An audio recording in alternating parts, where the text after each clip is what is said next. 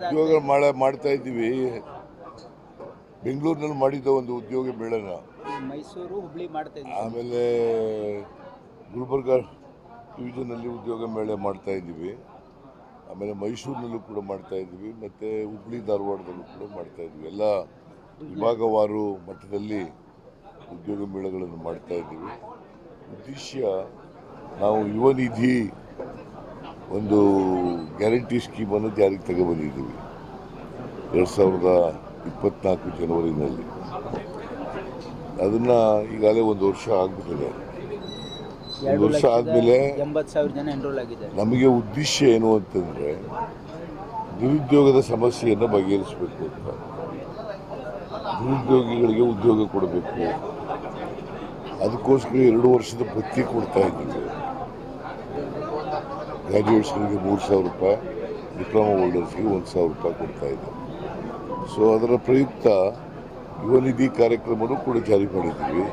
ಹಾಗೆಯೇ ಉದ್ಯೋಗಗಳನ್ನು ಕೂಡ ಕೊಡ್ತಕ್ಕಂಥ ಕೆಲಸ ಮಾಡ್ತಾ ಇದ್ವಿ. ಉದ್ಯೋಗ ಮೇಳಗಳನ್ನು ಮಾಡಿ ಜಾಗೃತಿಯನ್ನು ಮೂಡಿಸ್ತಕ್ಕಂಥ, ಯುವಕರಲ್ಲಿ ಜಾಗೃತಿಯನ್ನು ಮೂಡಿಸ್ತಕ್ಕಂಥ ಕೆಲಸ ಮಾಡ್ತೀವಿ. It is our commitment, party commitment, ಉದ್ಯೋಗ ಕೊಡ್ತಕ್ಕಂಥದ್ದು. ಜಾತಿ ಗಣತಿ ವಿಚಾರದಲ್ಲಿ ಚನ್ನಗಿರಿ ಶಾಸಕರು ಶಿವಗಂಗಾ ಅವರು ಲಿಂಗಾಯತ್ ಶಾಸಕರು ಎಲ್ಲರೂ ರಾಜೀನಾಮೆ ತಗೊಂಡು ನಾಳೆ ಮೀಟಿಂಗ್ ಕರೆದಿದ್ದೀವಿ. ಅವರು is not a cabinet minister. ಕ್ಯಾಬಿನೆಟ್ನಲ್ಲಿ ನಾಳೆ ಚರ್ಚೆ ಮಾಡ್ತೀವಿ. ಅದಕ್ಕೆ ಎಲ್ಲ ಮಿನಿಸ್ಟರ್ಗಳಿಗೂ ಕೂಡ ನಾಳೆ ಇದೊಂದೇ ಸಬ್ಜೆಕ್ಟ್ ಇಟ್ಕೊಂಡಿದ್ದೀವಿ. ಜಾತಿ ಗಣತಿ ಎಲ್ಲ ನಿಜ ಹೇಳಬೇಕು ಅಂದರೆ ಸೋಷಿಯೋ ಎಕನಾಮಿಕ್ ಸರ್ವೆ ಅದನ್ನು ಇಟ್ಕೊಂಡಿದ್ದೀವಿ. ನಾಳೆ ಚರ್ಚೆ ಮಾಡಿ ವಿಲ್ ಟೇಕ್ ಎ ಡಿಸಿಷನ್.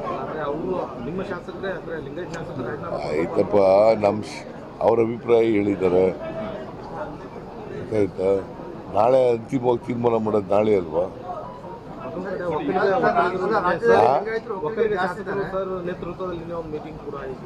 ಮಾಡಲಿ. ಈಗ ಅವ್ರ ಅಭಿಪ್ರಾಯ ಹೇಳ್ಬೇಕು. ನಾಳೆ ಇವರು 5 ಜನ ಇದ್ದಾರೆ ಒಕ್ಕಲಿಗ ಮಿನಿಸ್ಟರ್ಸ್. ಅವ್ರು ಬಂದ ಅಭಿಪ್ರಾಯಗಳು ಹೇಳ್ಬೇಕಲ್ಲ, ಅವನ್ನೆಲ್ಲ ಓದ್ಕೊಬರಿ ಅಂತ.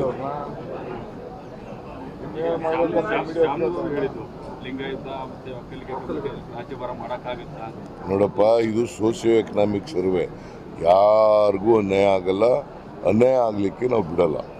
ದಾವಣಗೆರೆಯಲ್ಲಿ ಒಂದು ಮಹಿಳೆಗೆ ನಡು ರಸ್ತೆ ಕರ್ಕೊಂಡು ದಾವಣಗೆರೆಯಲ್ಲಿ ಒಂದು ಮಹಿಳೆನ ನಡು ರಸ್ತೆಯಲ್ಲಿ ಎಳೆದಾಡಿ ಸಿಕ್ಕಾಪಟ್ಟೆ ಹೊಡೆದಿರೋದು ಸರಿಯಾಗಿ ಕಾನೂನು ಪಾಲನೆ ಆಗ್ತಾ ಇದೆ ಅಂತ ಹೇಳ್ತಾ ಇದ್ದಾರೆ. ಕಾನೂನು ಯಾರೇ ತಪ್ಪು ಮಾಡಿದ್ರು ಕೂಡ, ಕಾನೂನು ಉಲ್ಲಂಘನೆ ಮಾಡಿದ್ರು ಕೂಡ, ಯಾರೇ ರಸ್ತೆಯಲ್ಲಿ ಅವರು ಕಾನೂನನ್ನು ಉಲ್ಲಂಘನೆ ಮಾಡಿ ಯಾರು ಮಾಡ್ತಾರೆ, ಅವ್ರು ಯಾರೇ ಎಷ್ಟೇ ಪ್ರಬಲರಾಗಿದ್ದರೂ ಕೂಡ, ಎಷ್ಟೇ ಶಕ್ತಿವಂತರಾಗಿದ್ದರೂ ಕೂಡ, ಎಷ್ಟೇ ರಾಜಕೀಯ ಶಕ್ತಿ ಇದ್ರೂ ಕೂಡ ಅವ್ರನ್ನ ಬಿಡಲ್ಲ, ಬಲಿಯಾಗ್ತೀವಿ ಕಾನೂನಿಗೆ. ನ್ಯಾಷನಲ್ ಹೆರಾಲ್ಡು ಆಗಿದೆ. BJP ಅವರು ರಾಜಕೀಯ ಉದ್ದೇಶದಿಂದ ಮಾಡ್ತಾ ಇದ್ದಾರೆ, ಗೊತ್ತಾಯ್ತಾ? ನ್ಯಾಷನಲ್ ಹೆರಾಲ್ಡು ಅದು ಈಗ ನಿನ್ನೆ ಮೊನ್ನೆ ಪ್ರಾರಂಭ ಆಗಿದೆಯಾ? 100 ವರ್ಷಗಳಿಂದ ಇದೆ